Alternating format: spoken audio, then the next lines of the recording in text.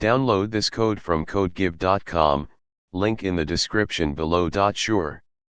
This tutorial will guide you through the basics of back-end web development. We will cover the essential concepts, tools, and a simple example using Node.js with Express, a popular framework for building web applications. What is back-end web development? Back-end web development refers to the server side of web applications. It involves creating the logic and database interactions that power the application. The back-end communicates with the front end, the user interface, to deliver data and services. Key concepts. 1. Server. A server is a computer that hosts the application and responds to client requests. 2. Database. A database stores data that the application uses. Common databases include mysql, postgresql, and mongodb. 3. API. Application Programming Interface. An API allows the front end to communicate with the back end. RESTful APIs are commonly used in web applications. 4. Frameworks. Frameworks like Express.js, Node.js, Django, Python, and Ruby on Rails, Ruby, simplify back-end development. Tools you'll need. 1. Node.js, a JavaScript runtime that allows you to run JavaScript on the server.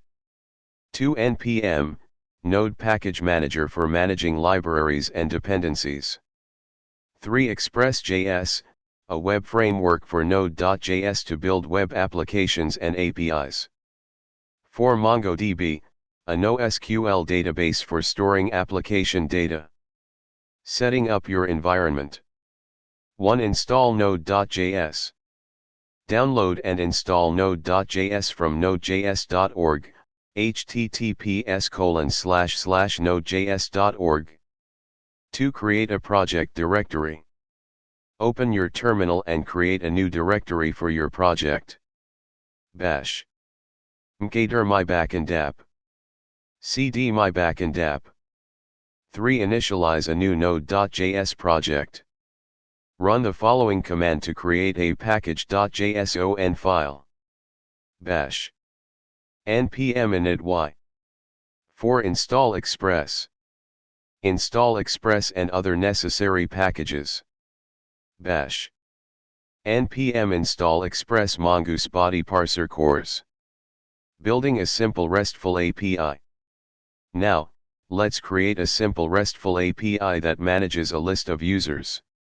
1. Create the main application file. Create a file named server.js in your project directory. JavaScript. //server.js. Const express equals require, express. Const mongoose equals require, mongoose. Const body parser equals require, body parser. Const cores equals require, cores. Const app equals express.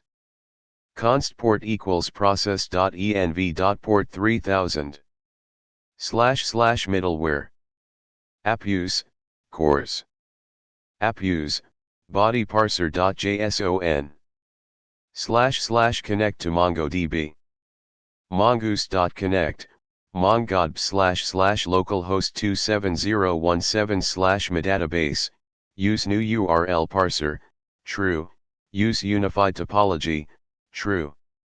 Then, equals console.log, MongoDB connected. Catch, error equals console.log, error. / user schema.